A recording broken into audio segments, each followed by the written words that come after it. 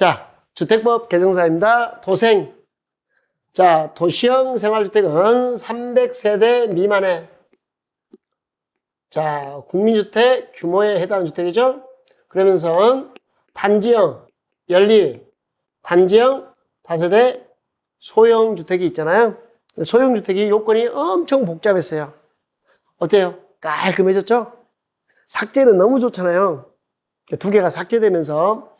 자, 소형 주택은 60점부터 이하일 거, 소형은 60 이하를 소형이라고 부릅니다. 독립된 주거가 가능하도록 욕실, 부엌을 설치합니다. 욕실하고 뭐 설치요? 부엌. 독립운동은 뭘로 하죠? 밥심. 독립운동은 밥심, 부엌. 자, 지하층에는 세대를 설치하지 아니할 것.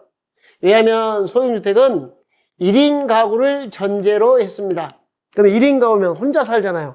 혼자 사니까 외롭고 우울한데 지하층에 넣어놔요. 아직도 어두운 밤인가 봐. 나와 안 나와? 안 나와. 그래서 우울 플러스 우울하고 죽어버려요. 그래서 지하층에 설치하지 아니할 것. 이렇게 되어 있고요. 이제 삭제된 게 옛날에는 자 30 미만이면 한 칸, 30 이상이면 3칸, 2칸도 가능하다. 이런 규정이 다 삭제가 됐어요. 그래서 이제 이렇게 간단하게 60이 할 거, 독립한 주거가 가능하도록 욕실, 부엌 설치할 거, 지하층 세대는 설치하지 아니할 거. 자, 소형주택 사이즈가 얼마 이하라고요? 60이야. 옛날에 50이었는데 60으로 개정된 겁니다. 그래서 60 이하 이렇게 알아두시면 되겠습니다. 자, 도생 개정사항이니까 다시 한번 점검하면 좋겠습니다. 첫 번째. 자, 도시형 설정 설명으로 틀린 것은 도생은 단지형, 연립, 단지형, 다세대, 소형주택이 있었죠? 그러면 아파트는 도시형 주택에 해당하지 아니한다. 맞죠? 두 번째, 소형주택 사이즈는 얼마 이하요? 소형은 60 이하. 그럽니다. 예. 60 이하. 60 초과 85 이하를 중형이라 불러요. 중형. 85 초과를 대형이라 부르고. 소형은 60 이하입니다. 독립운동은 밥심으로 하는 겁니다. 욕실과 부엌을 설치합니다. 예, 독립한 주거가 뭐죠? 씻고, 먹고, 자고, 씻고, 먹고, 자고입니다. 그러니까 수용주택은 자니까 방이 있고요. 자니까. 그 다음에 씻으려니까 욕실, 먹으려니까 부엌. 그래야 독립한 주거생활이 가능합니다. 도시형 생활주택은 분양가 상한제 분상 적용하지 않습니다. 분상 적용하지 않고. 그 다음에 몇 세대 미만이죠? 300세대 미만. 이거 시험 문제가 300세대인까지 나왔어요. 300세대 미만 하는 거 확인해 주시고. 자, 그 다음에 단지형 연립과 단지형 다세대는 심의 거치면 몇 개층까지 건축할 수 있죠? 5개층. 4개층에서 5개층으로 완화. 뭐 도생은 이 정도 정리하시면 되겠습니다. 자, 그 다음에 토지 임대부 분양주택이 이렇게 조금씩 바뀌었어요. 우리가 토지 임대부 분양주택은 실제 수업 시간에는 버리시라고 심화과정에서 버리라는 내용의 문제입니다. 근데 개정돼서 답이 노출되면은 한번 가봐야죠. 자, 먼저 토지 임대부 분양주택이 뭔가를 확인해야 되는데요. 단어를 이해해야 돼요. 자, 토지는 뭐다고요? 임대하고요. 주택은 뭐 됐어요? 분양. 토지는 뭐 했다고요? 임대. 주택은 분양. 그러면 토지 임대부 분양주택을 한마디로 표현할 때는요.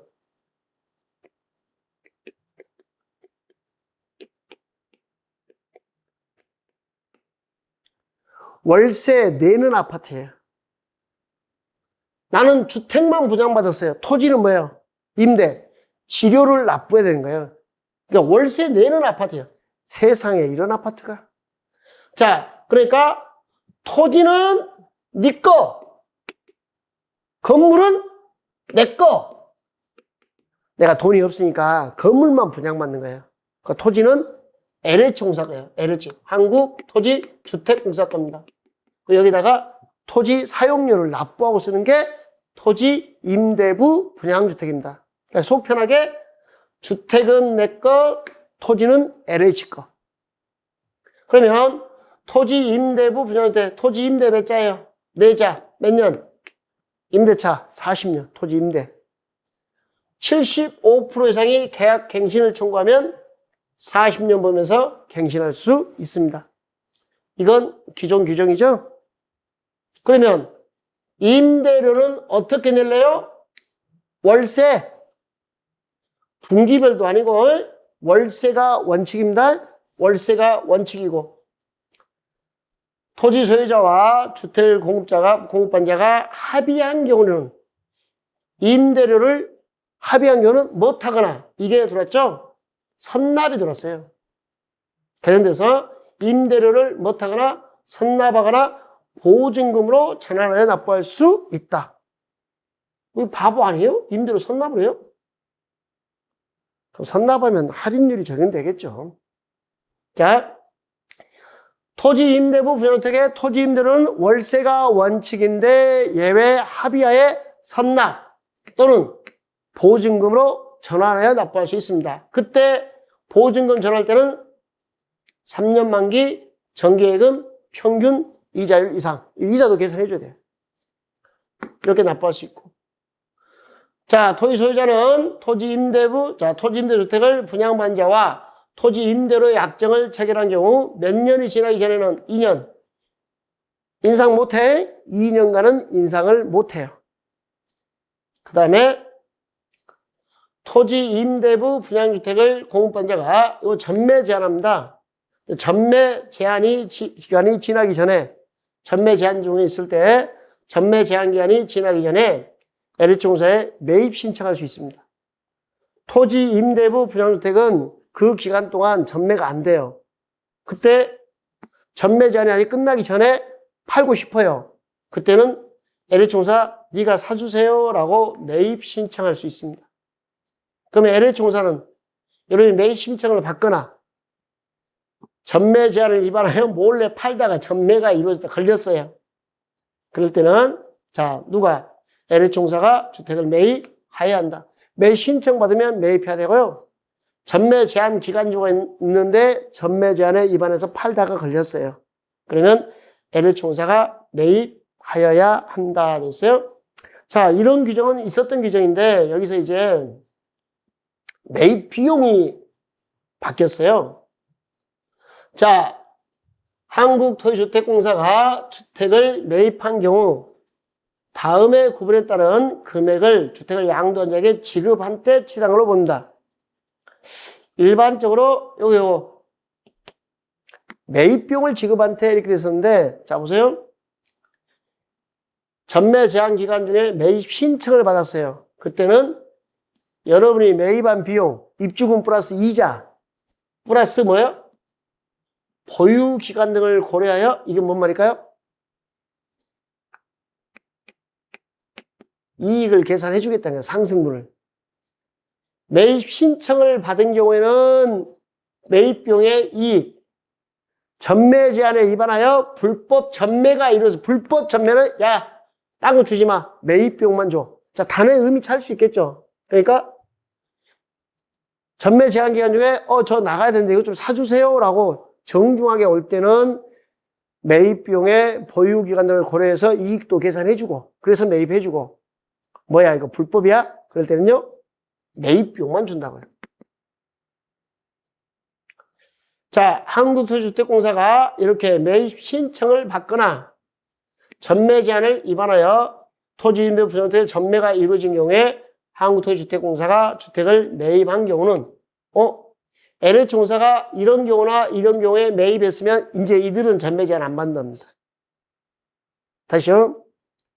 지금 토지임대부 부정주택은 전매 제한 기간 중에 있잖아요. 그때 매입 신청해서 얘가 매입했거나 전매 제한에 위반해서 딱 걸렸어요. 그래서 매입했더라. 그럼 이제 LH공사는 전매 제한 기간 적용한다 안 한다? 안 한다. 시험자 어떻게 될 것 같아요? 남은 기간 적용한다. OX, X. 전매 제한을 적용하지 않겠답니다. 자,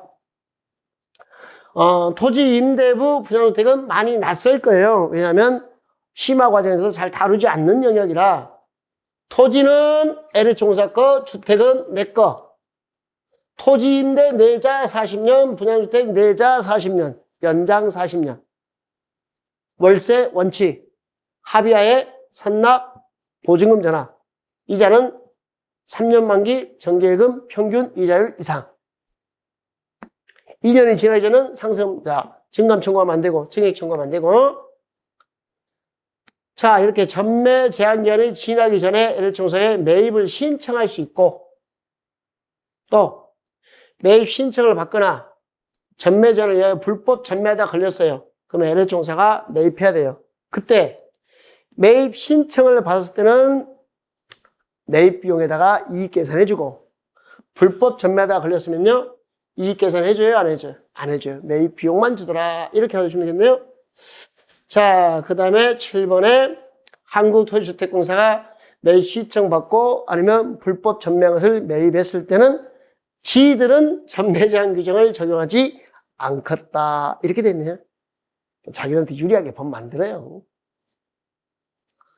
자, 분양가 상한제입니다. 분상.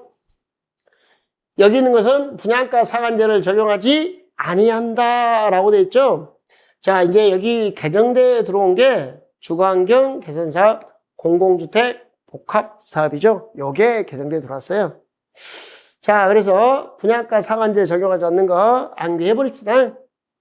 도생, 경제, 자유구역, 관광, 특구. 여기는 50층 이상이나 150m 이상인 공동주택입니다.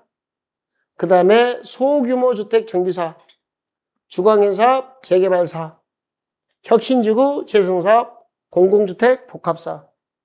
그럼 이걸 읽으면요, 읽으면서 여러분은 정답이 나와야 돼요. 정답이. 나 같으면 100% 이겨내겠습니다.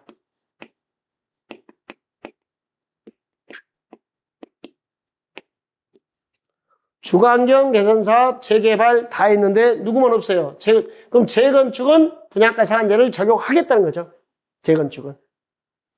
나머지는 분상을 적용하지 않습니다. 이렇게 한번 읽어볼까요? 제주 특별자치도에서, 특자도에서. 자, 혁신적인 소규모 주거환경 개선사업 재개발로 공공주택 만들어요. 특자도에서 혁신적인 소규모 주거환경 개선사업 재개발로 공공주택을 만들어요. 됐어요. 답이 뭐라고요? 재건축이 답이라니까요.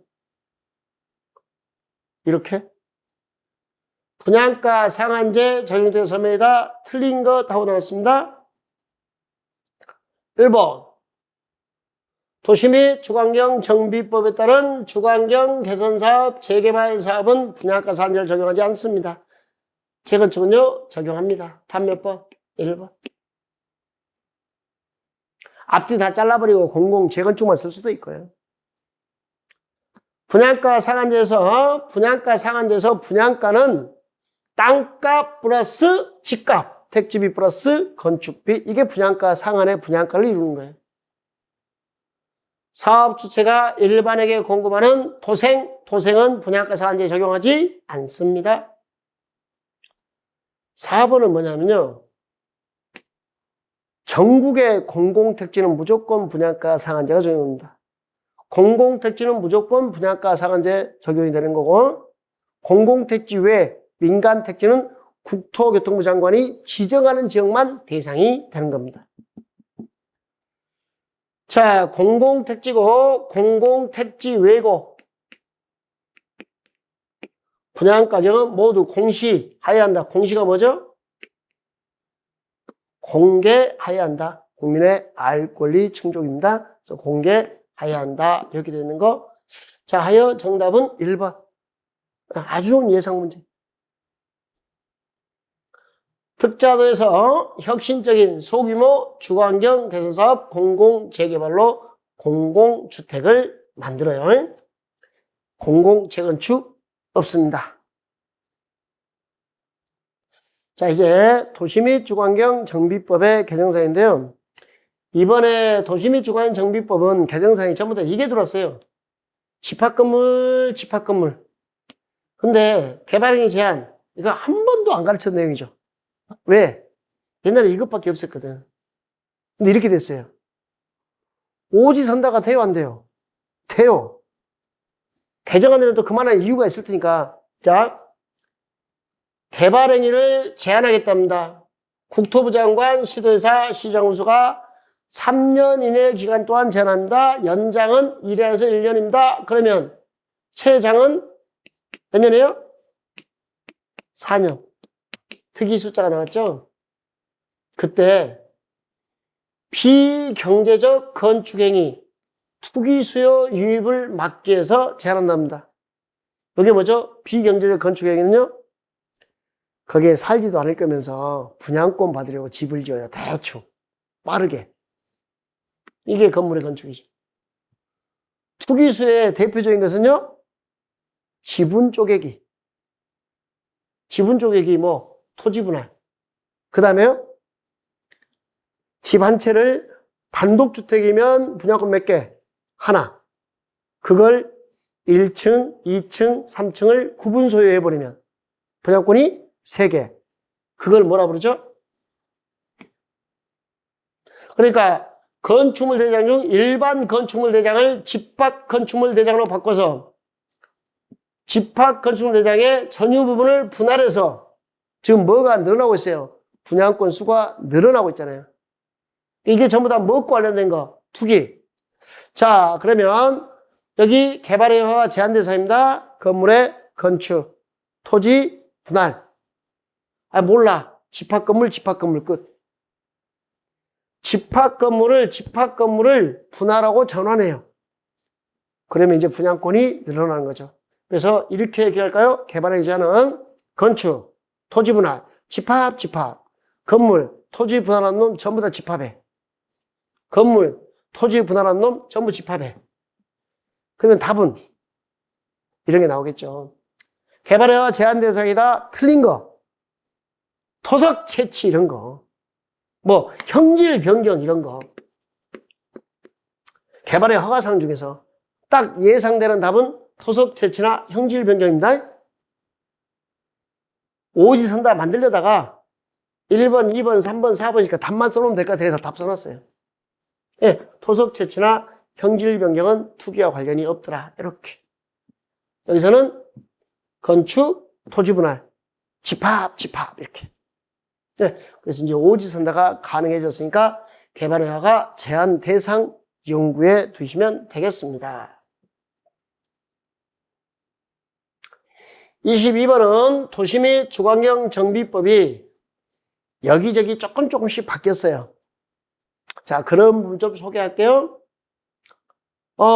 시공자 선정할 때요. 조합은 시공자 선정을 해서 입찰에 참가하는 건설업자, 등록사업자가 토지 등 소유자에게 시공자에 관한 정보를 제공할 수 있도록 생전 처음 보는 단어가 들었습니다. 합동 설명입니다. 합동이니까 2의 이상이에요. 시공자 선정을 위한 입찰에 참가하는 건설업자, 등록사업자가 우리한테 토지 소유자에게 그 시공자에 관한 정보 제공하라고 합동 설명회를 2의 이상 개최합니다. 합동 설명회. 개정사항. 자, 이거 여러분 문제 한번 내봐요. 이거 어떻게 되겠어요? 시공자 선정할 때 공청회를 예상하게 개최한다. 합동 설명회. 이번 개정사항입니다. 그 다음에 요건 개정이 작년에 됐던 건데 잘 소개가 안 됐던 내용이라 다시 한번 소개시킵니다. 조합장은 소유권 이전고시가 있는부터 1년 내 조합 해상에 의한 총회 소집. 소유권 이전고시가 있으면 공사 끝났잖아요. 분양처분 해줬으니까 그로부터 몇 년 내? 1년 내 조합 해상에 의한 총회 소집. 소유권 이전고시가 있어도 정비구역이 해제돼요. 자, 소유권 이전고시가 있으면 다음날 정비구역은 해제된 것으로 본다. 단 조합의 존속에는 영향을 미치지 아니한다.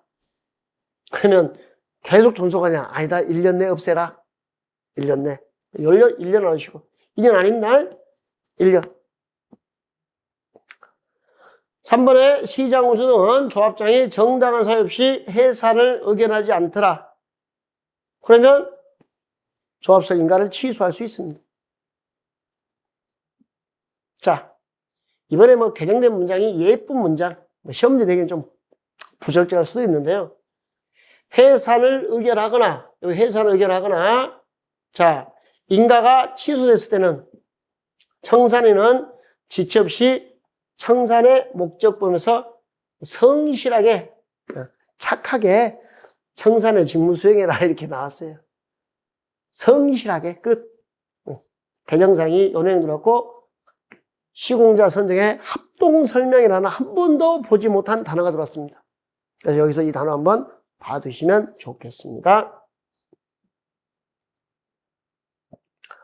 자, 5번 내용 나오는데 5번 내용은 뭐냐면요. 우리가 동의자 수를 산정할 때요.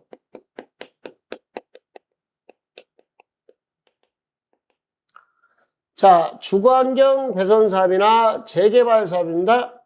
자, 공유하면 대표 매진 1인. 이렇게 됐던 게 개정돼 가지고요. 공유하면 토지, 건축물 토지 소유자 얼마 이상의 동의를 받아 4분의 3. 대표는 1인을 토지의 소유자로 산정할 거. 이게 주거개선과 재개발 사업은 이래요. 그런데 또 이상하게 재건축 사업은요. 4분의 3 이런 거 없어요. 그냥 대표 1인이에요. 주거환경 개선 사업과 재개발 사업은 4분의 3 이상의 동의를 받아 대표는 1인을 동의 소유자로 산정하고 재건축 사업은요. 공유면 그냥 대표는 4분의 3 동의가 없다는 거. 개정되면서 좀 이게 문장이 앞뒤가 안 맞아졌어요. 요거 알아두시고 6번은 현금청산. 너무 좁은 토지를 가지고 있으면 현금청산. 자, 건축물을 취득한 자 투자가 들어왔으니까 현금청산. 너무 좁은 토지나 건축물을 취득했으면 현금청산이죠. 너무 좁은 토지나 너무 좁은 건축물. 그 다음에 정비구역 지정 후에 분할. 구역 지정됐으면 얼음, 규제가 시작된데 분할 투기하러 왔으니까 현금청산. 거기까지 있었고 이게 예정된 거. 집합 건물에 구분 소유권을 취득하면 현금청산. 하여튼 집합 나오면 전부 다 개정상 이번에 집합. 집합 건물에 구분 소유권을 취득했으면 이것도 투기하러 왔죠? 현금청산.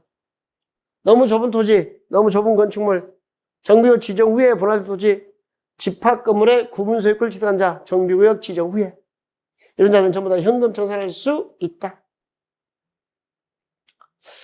자, 23번 내용은 올 초 개정사항이니까 교재에 반영은 돼 있습니다.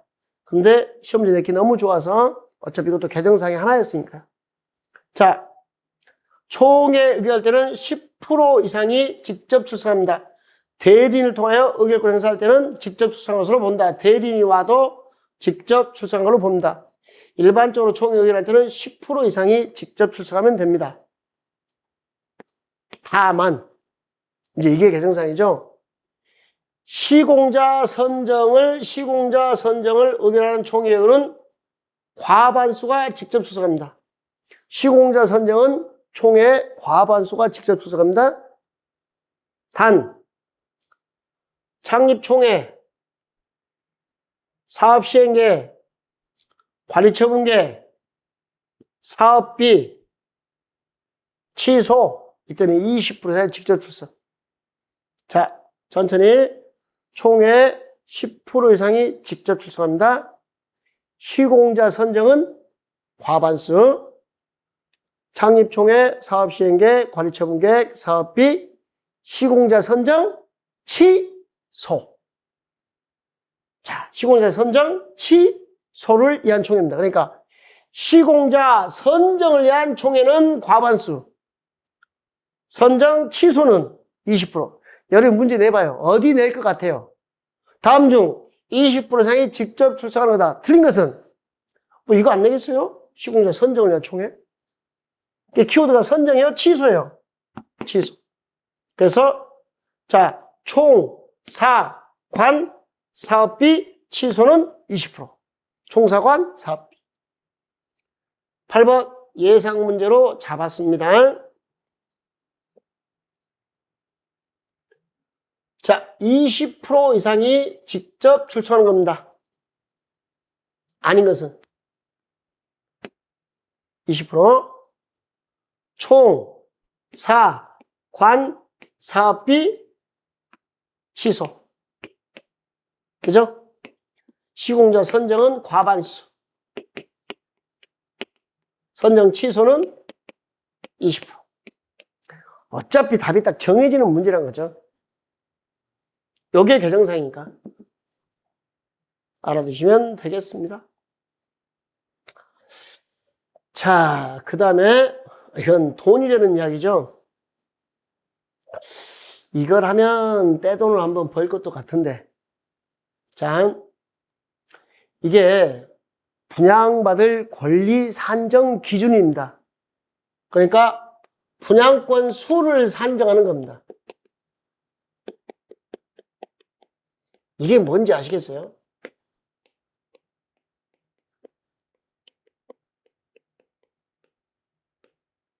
법에서 야, 이전에 투기해라 라고 투기 시점을 가르쳐 주는 거예요. 정비사업을 통하여 분양받을 건축물이 다음에 달 때는 일반적으로 정비구역 지정고시가 있는 날에 다음 날, 그러니까 요 정비구역, 재개발구역, 재건축구역 지정고시가 있는 날에 다음 날 분양권수를 산정합니다. 다음 날 기준으로. 요즘에는 이걸 알아버렸네, 시도회사. 이걸 몰랐으면 좀 편했는데, 시도회사가 정비계획 공람 공고일 후 정비구역 지정고시 전에 기본계획 수립하기 위해서 14에서 공람하거든요. 그 공람 공고일 후 정비구역 지정고시 전에 따로 정한 날이 있으면 그 정한 날이 기준이 돼. 몇 월 며칠이라고 딱 정해주면 그 날이 기준이 되래. 이것이 나오다 보니까 서울특별시장이 날짜를 정해버리니까 투기가 많이 힘들어지는 상황이 발생해요. 그러니까 빨리빨리 알고 작업을 해야 돼요. 근데 요 작업들을, 자, 정비구역 지정고시가 있는 날, 정비구역 지정고시 전에, 자, 따로 정한 날에 무슨 날? 다음 날. 일반적으로 정비구역 지정고시거든요. 이날의 다음 날 기준에서, 자, 보세요. 다음 날이 기준일이었어요. 다음 날. 다음 날 이후에, 요 다음 날 이후에, 보세요. 내가 한 필지를 가지고 있어요. 한 필지면 분양권 몇 개? 하나. 다음 날 이후에 4개로 나눴어요. 분양권을 4개 준다. 이날로 소급해서 하나 준다. 하나 준다는 거지. 그러면 어떻게 하면 돼요? 이 전에 나누면 돼요. 요 정비구역 지정고시하기 전에, 이 전에 4필지 나누면요, 분양권이 4개가 되는 거예요. 이게 이제 투기 시점이 되는 거예요. 다시, 이거 다 볼 수 있어요, 이런 것은. 그 다음에, 자, 2번에, 1번은 토지분할이고, 2번, 집합건축물의 소유 및 관련 법률에 따른 집합건물이 아닌 것을, 단독 소유인 건물이에요. 그런데 다음날 이후에 구분소유였어요. 1층, 2층, 3층을 구분소유였어요. 분양권 3개 다 이날로 소급한다. 소급은 빨리빨리 구분소유 해야 되는 거예요. 또 토지 건물이, 토지도 가백 것, 건물도 가백 것. 그럼 분양권 하나, 한 사람이 여기까지 하나예요. 다음날 이후에 토지는 가백 것, 건물은 을 것. 이렇게 명의를 바꿨어요. 이걸로 소급해서 분양권 하나 준다고. 그럼 요 전에 토지 건물 소유권을 분리하면 된다고요. 가장 손쉬운 분양권을 늘리는 방법. 재개발 사업할 때 토지 건물의 소유권을 나누는 거예요. 그 다음에 나아대지가 있으면 분양권 하나. 다음날 이후에 여기다가 연립 아파트 만들어도 분양권 몇 개? 소급해서 하나. 요 전에 연립 아파트 신축하면 되는 거예요. 신축. 그 다음에 집합 건물에, 자, 이렇게 집합 건물인데 전유 부분을 분할해서 원래 한 명이 소유했던 것을 다시 분할해서 2명이 소유한 걸로 바뀌었으면 소급해서 몇 개? 하나. 그러니까 요 전에 요 정비구역 지정고시 날에 다음 날을 기준해서 그 이후 어떤 행위라면 전부 이날로 소급해서 판단해요. 그러면 정비구역 지정고시 전에 토지를 분할하고 집합건물로 바꾸고 분리소유하고 여기 뭐죠? 신축하고 전유 부분을 분할하고 집합건물을. 자, 토지 분할, 집합건물로 전환, 분리소유, 신축, 전유 부분 분할. 요걸 요 다음날 이전에 해야 되는 거죠. 이후에 하면 분양권이 인정된다, 안 된다? 안 된다. 요건 몇 백억짜리 작업입니다. 몇 백억짜리. 전문가들만 할 수 있는, 저도 꼭 은퇴 게임으로 한번 해보고 싶은 분양권 수 산정 방법이었습니다. 자, 여기 문제, 우리 기출문제인데요. 정답이 변경되는 겁니다. 분양받을 건축물이 가로 안에 해당하면 요 기준에 다음 날 기준으로 분양받을 권리를 산정한다. 가로 안에 들어갈 거. 요 가로 안에 들어간 것은 전부 다 투기 관련된 거예요. 토지를 못하는 거, 분할. 집합건물이 아닌 것을 집합건물로 전환. 신축.